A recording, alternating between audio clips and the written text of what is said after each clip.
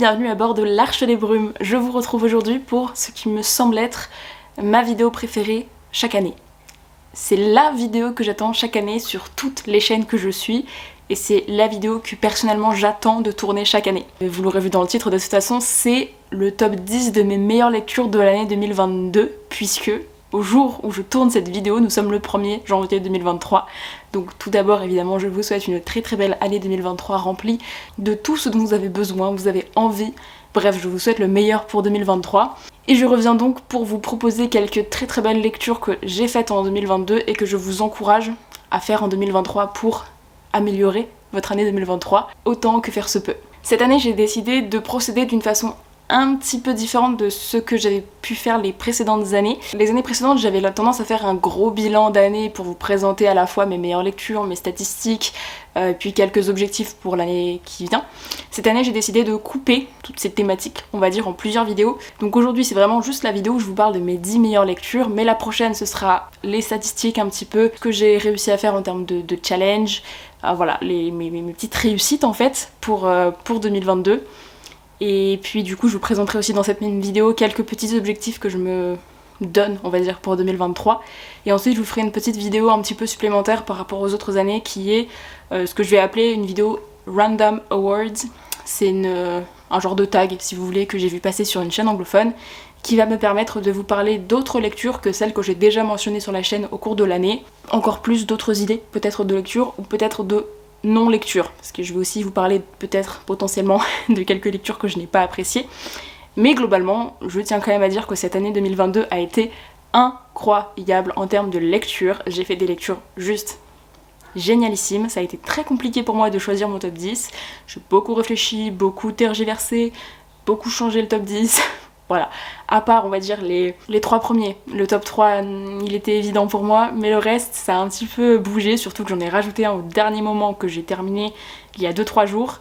Donc voilà, ça a été un petit peu bouleversé jusqu'au dernier moment, mais je suis ravie de pouvoir vous le présenter aujourd'hui et j'espère que cette vidéo vous plaira. Alors en termes de fonctionnement, je vais commencer par parler du titre à la place numéro 10 et puis on remontera jusqu'à la place numéro 1.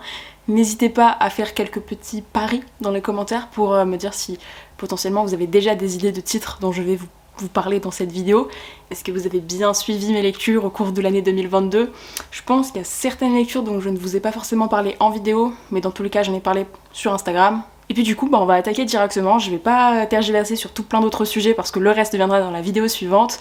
Et on commence avec la 10e place. Je suis désolée d'ailleurs pour le cadre hyper sobre, mais c'est vraiment la seule pièce, le seul endroit de mon appartement où je peux actuellement tourner des vidéos et ne pas avoir l'air de vivre dans un hangar. Parce que là c'est vraiment le déménagement, il y a plus rien sur les murs, plus rien dans mes bibliothèques, c'est un peu vide. Donc voilà, vous ferez avec ça, ce sera le décor pour les 3 vidéos qui arrivent. Donc à la 10e place, on retrouve À quoi rêvent les étoiles de Manon Fargeton.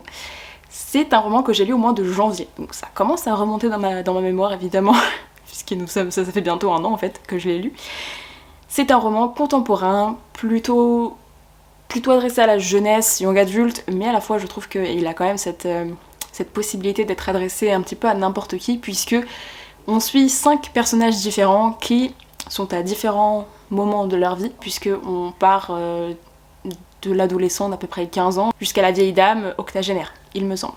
Donc on a quand même un gros panel de personnages, un gros panel de points de vue, et puis on va les suivre, ces 5 points de vue qui finalement vont commencer à s'entremêler, on va comprendre les liens qui les unissent, qui vont commencer à se tisser, et c'était une magnifique histoire. Je tiens quand même à préciser que je pense l'avoir particulièrement apprécié parce qu'il a résonné en moi d'une façon un petit peu particulière, notamment liée à beaucoup de coïncidences très liées à ma vie intime, donc forcément ça m'a d'autant plus impacté. Pour autant je trouve que c'est un très beau roman qui pourrait être lu vraiment par n'importe qui touchera beaucoup de gens je pense. On est sur beaucoup d'histoires vraiment de vie, de construction identitaire, on parle aussi de deuil, on parle de la fin de vie. Donc il y a beaucoup de sujets qui sont abordés dans ce roman et je pense sincèrement que c'est un roman qui doit être lu par tout le monde. À la 9e place, nous retrouvons Love from A to Z de S.K. Ellie. Je l'ai lu en anglais. C'est un roman que j'ai lu en anglais mais il est sorti chez Akata cette année en français. Donc L'amour de A à Z, tout simplement, je crois. C'est un roman magnifique, c'est une romance magnifique. On suit d'un côté Zeynep, qui est une jeune fille qui vit aux États-Unis et qui, lors d'un cours, va répondre à un prof sur une thématique qui la touche particulièrement, et ça ne va pas être très apprécié, donc elle va être renvoyée pour une durée de plusieurs semaines, dans mon souvenir. Et en fait, c'est beaucoup lié au fait que Zeynep est musulmane, qu'elle porte le hijab, et que en général, ce n'est pas très apprécié dans son entourage, ou en tout cas, elle a souvent des remarques, elle a souvent beaucoup de gens qui trouvent beaucoup de choses à redire là-dessus. Et du coup, on va suivre beaucoup cette thématique-là, puisque c'est une thématique très importante pour Zeynep, à juste titre. Et du coup, on va la suivre pendant ces semaines d'exclusion, où elle va partir chez sa tante au Qatar, à Doha, où elle va faire la rencontre de Adam.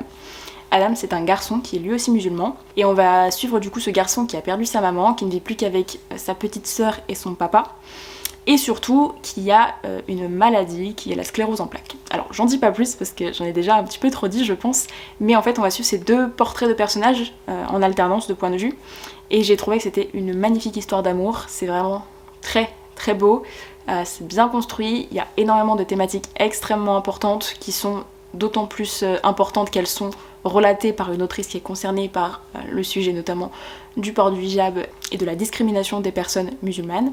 Il y a un deuxième tome qui est sorti cette année en anglais, donc Love from Mecca to Medina. Donc je l'ai acheté, il est dans ma pile à lire et je compte bien le lire en 2023 puisque vraiment j'ai trop hâte de continuer à suivre les aventures de Zeynep et Adam dans leur histoire. J'ai trop hâte de les retrouver parce que ce sont vraiment des personnages extrêmement attachants. J'ai adoré Adam en particulier, donc je vous encourage vraiment à le découvrir. En 8ème position, on retrouve Octave de Arnaud Catherine. Donc Arnaud Catherine, c'est pas forcément l'auteur que j'aurais pensé retrouver un jour dans un top, puisque il a quand même une écriture avec un langage plutôt grossier, plutôt cru, donc ça peut rebuter certaines personnes. Je sais que certaines personnes attendent d'un livre qu'il soit écrit d'une certaine façon, avec une écriture plutôt classique, et ce n'est pas le cas de Romance, Les Nouvelles Vagues et Octave, qui sont donc la trilogie dont Octave est le 3e tome. Et c'est vrai que quand j'ai lu Romance, donc le tome 1, j'avais beaucoup apprécié ma lecture, et en même temps j'ai été étonnée d'autant apprécier, parce que c'est pas une écriture qui me parle particulièrement, mais pour autant j'avais adoré les personnages, j'avais adoré la façon dont Arnaud Catherine avait raconté cette fameuse romance. Alors romance, il en a donné le titre à son roman, mais finalement est-ce que c'est vraiment une romance? C'est vraiment un roman qui questionne la thématique de l'amour, des sentiments amoureux, de l'amitié aussi, puisqu'on va suivre ce garçon qui s'appelle Vince, qui est ouvertement gay, a un meilleur ami qui s'appelle Octave. Il se trouve que un jour, entre deux, ça va déraper, qu'ils vont arriver à potentiellement faire évoluer leur relation. Et puis finalement, les choses ne se passent pas exactement comme prévu, surtout pour Vince. C'est vraiment tout ce questionnement adolescent de comment est-ce qu'on construit une relation, qu'est-ce que ça veut dire être amoureux, qu'est-ce que ça veut dire que de s'impliquer dans une relation, qu'est-ce que ça veut dire de tout simplement avoir fait certaines choses avec quelqu'un, et est-ce que ça implique forcément qu'il va y avoir une suite. Il y a beaucoup de questions qui se posent dans ce roman, et j'avais beaucoup aimé Romance pour ça. Ensuite j'ai lu du coup Les Nouvelles Vagues en août 2021, et j'avais adoré, j'avais vraiment adoré, c'était l'une de mes meilleures lectures de l'année dernière aussi, même si l'année dernière j'avais pas vraiment fait de top, donc il n'y avait pas vraiment de position, mais vraiment j'avais adoré Les Nouvelles Vagues, puisque du coup on avait un nouveau personnage qui rentrait dans l'équation. J'avais beaucoup apprécié les interactions finalement entre ce triangle. Alors on va pas tout à fait parler de triangle amoureux, parce que encore une fois ça questionne vraiment toutes ces thématiques là, mais j'avais beaucoup aimé cet apport de personnages. C'est vraiment des romans qui parlent de jeunesse, d'adolescence, vraiment c'était vraiment top. Et du coup j'ai lu Octave cette année puisqu'il est sorti, en fait je l'ai lu à sa sortie, immédiatement. Je l'ai dévoré en une soirée. C'est un peu la conclusion des deux tomes précédents finalement. On a toujours tous ces différents points de vue, on a toujours ces questionnements, mais évidemment les personnages ont évolué. En plus ça se passe pendant le 2e confinement, Octave, donc on a aussi toute la thématique de l'éloignement, du confinement lui-même, de la maladie, de toute cette ambiance qu'on a tous vécue, évidemment, pendant le Covid. Donc voilà, ça a été une très très belle lecture. En 7ème position, on va retrouver un roman dont je vous ai parlé en vlog à la fin de l'été. C'est une fantasy young adulte qui coche toutes les cases du cliché de la fantasy young adulte, et pour autant j'ai adoré. J'ai vraiment adoré, en fait j'ai eu l'impression de renouer avec avec des romans que je pouvais lire il y a plusieurs années qui me faisaient vibrer de l'intérieur. J'ai retrouvé ça et j'ai adoré ça. Donc en 7ème position, on retrouve The Prison Healer de Lynette Noni. Et oh là là, quel plaisir ça a été. Je l'ai lu en vlog, donc vous avez déjà eu beaucoup de mes réactions. Et si vous ne retrouvez pas, je vous remets de toute façon dans la barre d'infos le lien de la vidéo dans laquelle je parle de ce livre, dans lequel je vlog ce livre. Donc dans ce roman, on va suivre Kiva, qui est une jeune fille de 17 ans, qui vit dans une prison depuis qu'elle a 7 ans, donc depuis 10 ans il me semble, et elle est guérisseuse de la prison. Donc sans trop vous en dire, parce que je pense vraiment que c'est mieux de pas trop en savoir pour se lancer dans ce roman. Au début du roman, elle reçoit un jeune homme à l'infirmerie qu'elle va devoir marquer, puisqu'il faut bien marquer les prisonniers qui arrivent dans la prison. Et en fait, l'arrivée de ce jeune homme va lancer tout un engrenage qui va complètement bouleverser son quotidien au sein de la prison. On est vraiment sur un huis clos, du coup, parce qu'on est vraiment enfermé dans la prison tout au long du roman. On voit les mêmes personnages, on est dans les mêmes pièces à chaque fois. Il y a beaucoup de mystères, c'est vraiment le roman plot twist par excellence de mon année. Vraiment, pour moi, c'est vraiment the roman plot twist de l'année. Il y a des choses qu'on voit venir, d'autres qu'on suppose mais qui ne sont pas exactement celles qu'on attend, et puis des choses qu'on ne voit absolument pas venir. À mon sens, en tout cas, c'est ce qui s'est passé. J'ai vraiment vu venir certaines choses qui, à mon sens, semblaient assez évidentes, et d'autres, je me suis faite mener en bateau complètement. C'était vraiment une superbe lecture. Je me suis acheté le tome 2 et le tome 3 en VO, que je n'ai toujours pas lu. Et le tome 2 sort bientôt en VF, donc ça va partir en VF. Je le sens venir gros comme une maison. Mais en tout cas, j'ai vraiment adoré ma lecture parce qu'elle m'a vraiment fait renouer avec ce genre que j'aime tant, qui est la fantasy. Et puis en particulier cette fantasy young adulte, tellement imprégnée de codes et de clichés. C'était un vrai plaisir. Et vous ne m'entendrez pas souvent dire ça. Mais vraiment, c'était une bonne lecture, donc je vous le recommande aussi. En 6ème position, je vais vous parler d'un roman qui change complètement de ce que je viens de vous présenter, avec Mémoires de la forêt de Michael Brun-Arnaud. Il s'agit du coup d'un tome 1, le tome 2 sort en mars 2023, j'ai très hâte de le lire. Mémoires de la forêt, ça parle d'un renard, Archibald de Renard, qui est libraire, et qui a un ami qui s'appelle Ferdinand Taupe, et qui arrive un jour dans sa librairie pour lui demander ses mémoires. Alors en fait c'est une librairie un petit peu particulière que tient Monsieur Renard. C'est une librairie dans laquelle les ouvrages ne sont qu'en exemplaire unique. En fait, les gens écrivent des ouvrages et puis ils viennent le déposer à la librairie, et du coup il n'en existe qu'un seul exemplaire à chaque fois. Et en fait, le jour où donc Ferdinand Taupe vient demander ses mémoires à Archibald Renard, il s'avère que ces mémoires ont été vendues la veille. Alors les deux comparses vont partir à la recherche de ces fameuses mémoires qui viennent d'être achetées, pour essayer de comprendre déjà pourquoi ont-elles été achetées à ce moment précis, pourquoi Ferdinand Taupe a envie de retrouver ses mémoires, et puis on va suivre toute cette quête de ces deux amis, de très bons amis, qui vont aller voir différents personnages, découvrir différents lieux, retracer en fait finalement la vie de Ferdinand Taupe. C'est un roman qui parle de la maladie d'Alzheimer, qui s'appelle La maladie de l'oubli-tout dans ce roman. C'est une fantaisie animalière qui est magistralement écrite, illustrée et globalement construite. C'est un très beau roman que je vous recommande absolument, avec des personnages extrêmement attachants, extrêmement bien écrits et des thématiques qui ne vous laisseront pas indemnes. Alors le 5e roman de cette liste n'est autre que celui que j'ai terminé il y a quelques jours, dont je vous ai parlé au début de la vidéo. Il s'agit de The Extraordinaries de T.J. Klune. C'est un tome 1, à nouveau. Oui bon d'accord, j'ai terminé Octave, mais j'ai commencé aussi d'autres sagas. Je sais, je fais ce que je peux. On en reparle aussi dans la vidéo statistiques et objectifs de l'année 2023. Donc The Extraordinaries, pour tout vous dire, j'ai terminé le tome 1 il y a 3 jours et j'ai commencé le tome 2 hier. Voilà. Et c'est tout en anglais. Du coup, je les lis en anglais. Je crois qu'ils n'ont même pas été traduits en français pour le moment. En tout cas, c'est une vraie perte pour le paysage littéraire francophone, parce que c'est une vraie pépite. Dans The Extraordinaries, alors déjà, il faut savoir que si j'ai autant apprécié ce roman, c'est que je me suis tapé des barres de rire.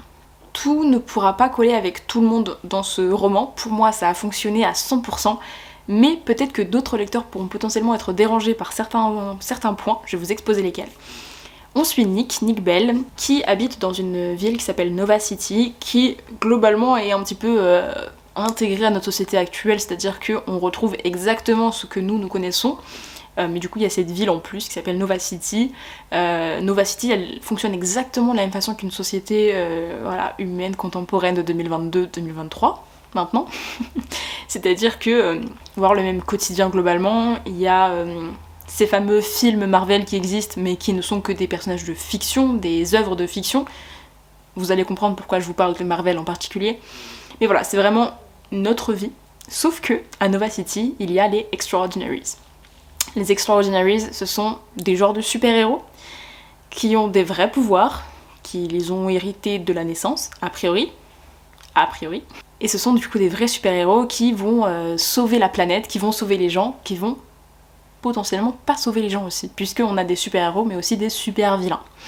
Et du coup, dans la ville de Nick, il y a deux super-héros qui se tirent un peu la bourre, hein. On a Shadowstar et Pierce Storm, qui sont considérés comme vraiment le super-héros et le super-vilain par excellence.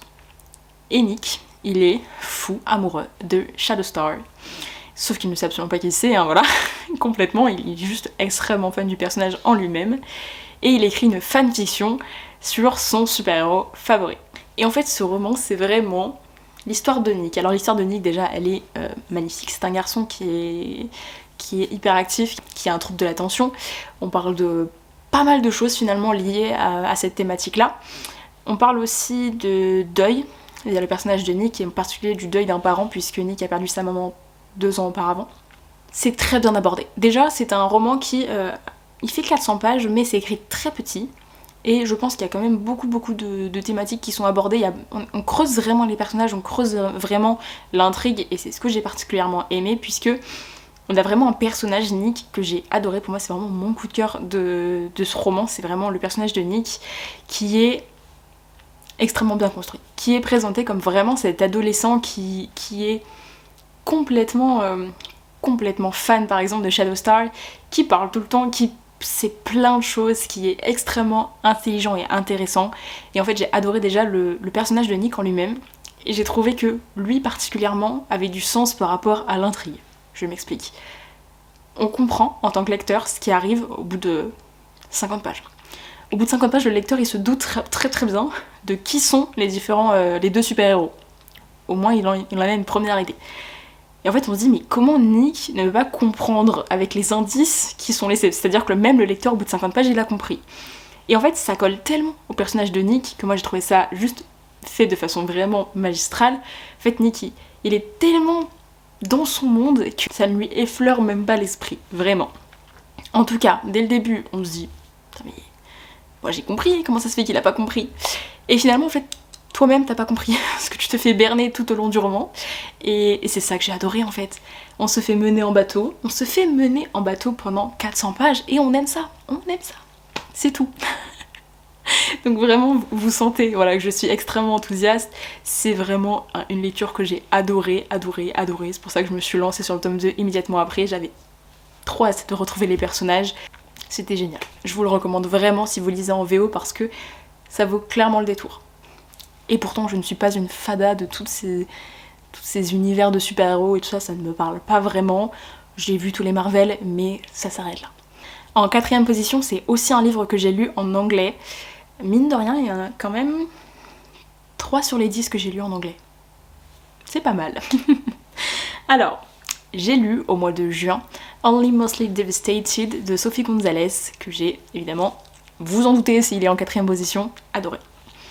C'est alors finalement avec The Extraordinary, c'est pas si étonnant que ça qu'il soit si proche dans le classement, puisque sur la base de la base, on est quand même sur des personnages qui se ressemblent un petit peu, puisque on suit 2 garçons à nouveau dans cette histoire. Cette romance qui va naître entre eux, mais qui est quand même relativement compliquée, puisqu'ils ont vécu quelque chose l'été précédent, l'année scolaire en cours, et que quand ils reviennent à l'école, finalement, tout ce qui s'est passé cet été a l'air de disparaître, et pour le personnage principal que l'on suit, c'est très compliqué. Donc nous, on suit particulièrement Holly dans cette histoire, on est vraiment dans ses pensées, on le suit, c'est le point de vue principal.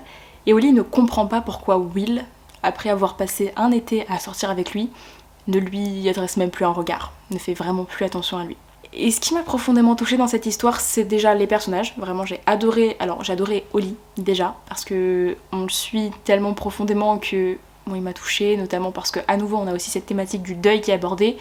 Pour le coup c'est le deuil de sa tante, mais c'est quand même très bien abordé et on sent vraiment la détresse et la peine de Holly dans ce deuil là, dans ce chemin. Et puis on s'attache aussi finalement à Will, même si au début on peut pas s'empêcher de lui en vouloir pour ce qu'il fait à Holly, mais finalement la construction de leur relation, leur avancée chacun de leur côté sur leur propre chemin, c'était magnifique. Et c'était vraiment un roman qui m'a fait passer par beaucoup d'émotions, à la fois beaucoup de joie à les voir évoluer ensemble, et beaucoup de peine puisque voilà, on parle de plein de thématiques extrêmement importantes. C'était une très très belle histoire que je vous recommande absolument. Alors lui pour le coup a été traduit en français cette année chez Pocket Jeunesse, ça s'appelle Un si joli désastre. Que vous soyez lecteur francophone ou anglophone, vous pouvez y aller, c'est vraiment un roman que je vous recommande à 100%. Et là, roulement de tambour, on arrive dans le top 3.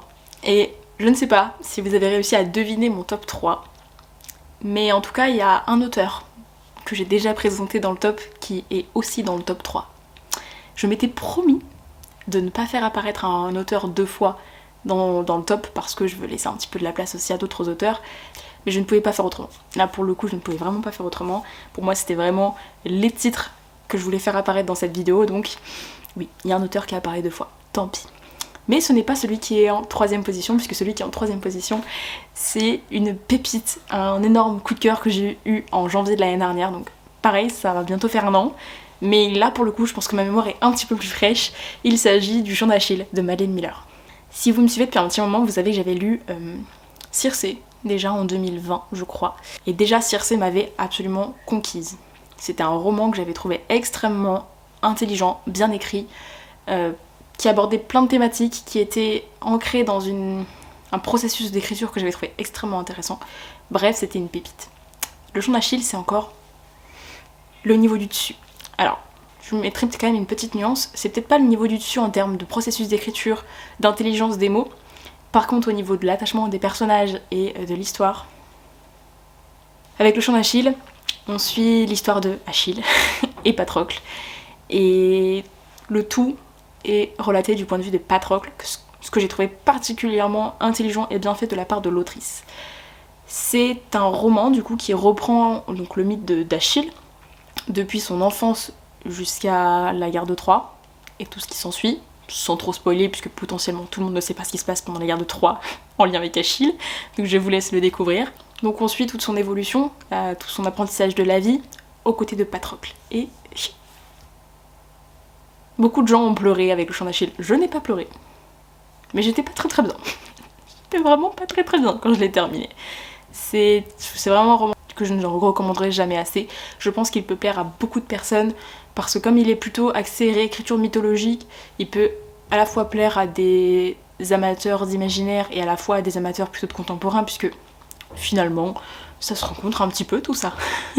Donc c'est vraiment un roman que je recommande à tout le monde, que vous lisiez en anglais ou en français, de toute façon il existe dans les 2 langues. Donc n'hésitez pas, foncez sur ce roman avec son histoire qui m'a brisé le cœur, hein. Vraiment brisé le cœur, mais qui est magnifique avec des personnages hauts en couleur, des personnages qui sont bien construits, qui sont bien réinterprétés de la part de Madeline Miller, cette queen, qui permet à la fois aussi de se remémorer un petit peu des éléments de la guerre de Troie. Évidemment on est sur une réinterprétation, mais globalement les bases y sont. Les bases y sont. Bon là par contre hein, on retrouve notre fameux TJ Klune qui apparaît 2 fois dans ce top, avec La maison au milieu de la mer céruléenne. Alors celui-là j'ai lu au mois de mars. Et que dire de plus que ce n'a été qu'un énorme coup de cœur de la première lettre au dernier point. Dès la première page, j'ai été prise dans l'ambiance, dans cette espèce de nostalgie, de mélancolie épaisse qui se dégageait de cette première scène. C'était empreint dans chaque mot. On avait cette lourdeur, cette mélancolie, cette nostalgie qui se dégageait à la fois du personnage et du décor. Et du coup on suit cet homme qui a pour mission d'aller inspecter des orphelinats. On est dans un univers où il y a certains enfants qui ont développé des pouvoirs magiques et certains sont plus dangereux que d'autres. Et on lui confie la mission d'aller visiter un orphelinat qui est particulièrement dangereux. Il est sur une île au large de la côte. On a un petit peu éloigné ces enfants parce qu'on les a étiquetés comme particulièrement dangereux. Et du coup, il n'y a pas forcément hyper content à l'idée d'aller visiter cet orphelinat, mais en même temps, il n'a pas vraiment le choix. Donc il y va, bien sûr. Et sur cette île, on va découvrir des personnages d'une bienveillance, d'une diversité, haut en couleur. Haut en couleur. C'était sublime, c'est une histoire que j'ai trouvée magnifique, qui aborde énormément de thématiques, notamment sur la différence. J'ai trouvé que la thématique principale qui se dégageait, c'était vraiment cette thématique de bienveillance et de différence, et justement de bienveillance vis-à-vis de la différence. C'était sublime. C'est bien écrit, c'est bien relaté, c'est bien construit. Il y a tout pour faire un excellent roman dans la maison au milieu de la mer céruléenne. Foncez sur ce roman parce que vous n'en sortirez pas indemne, que vous découvrirez vraiment un univers qui vaut la peine d'être découvert, des personnages qui valent la peine d'être découverts, même si on les a relégués au rang de parias de la société. Finalement, ils ont énormément de choses à dire et leur pouvoir ne les définissent pas en tant que personne. Voilà.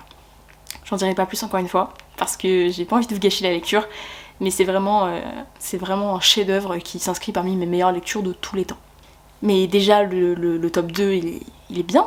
Il est déjà bien classé quand même. Qu'est-ce que ça va être le top 1, quoi? Bah, le top 1, c'est L'espace d'un an de Becky Chambers. Et j'ai eu du mal à m'en remettre. J'ai vraiment du mal à m'en remettre.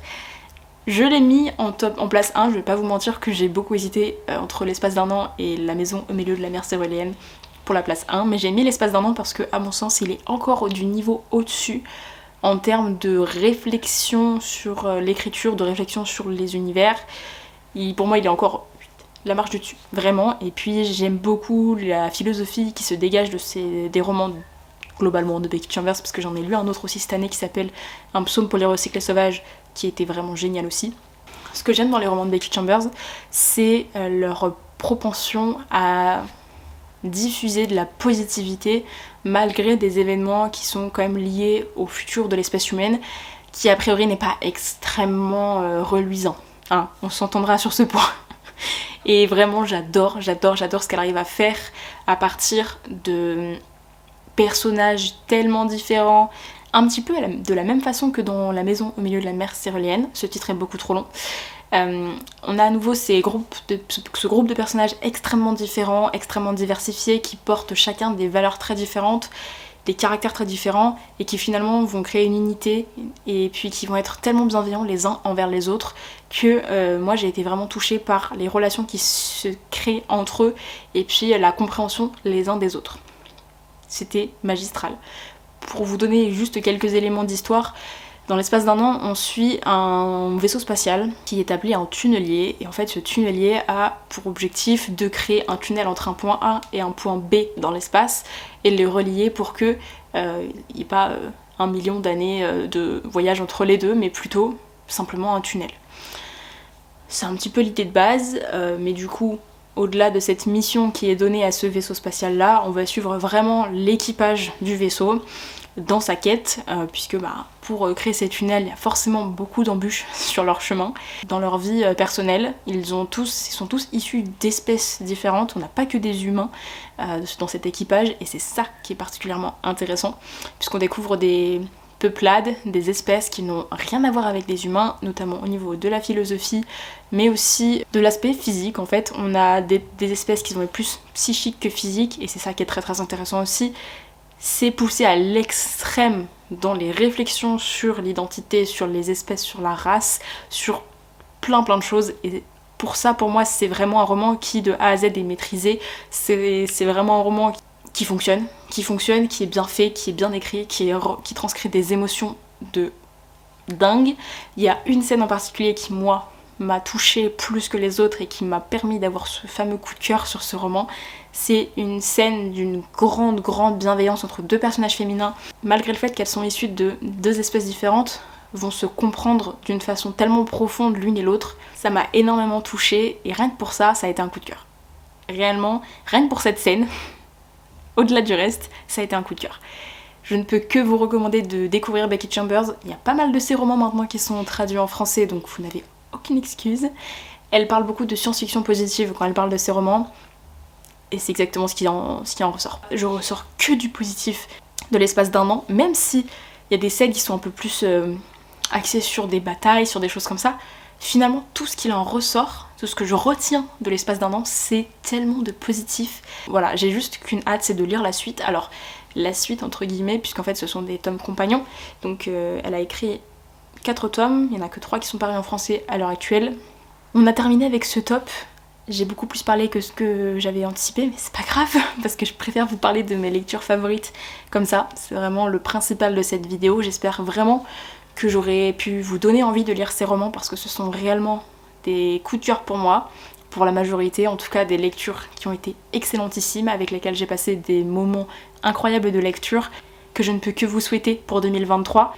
N'hésitez pas à me dire en commentaire si vous avez lu certains des romans que j'ai présentés dans cette vidéo, si certains vous tentent. N'hésitez pas à me dire lesquels, n'hésitez pas aussi à me dire quelles sont vos meilleures lectures de l'année 2022. Là-dessus, je vais tourner la deuxième vidéo qui arrive après, parce que pendant que je suis dans le mood, c'est parti.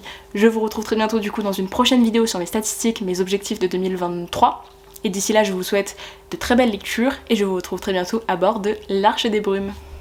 Ciao!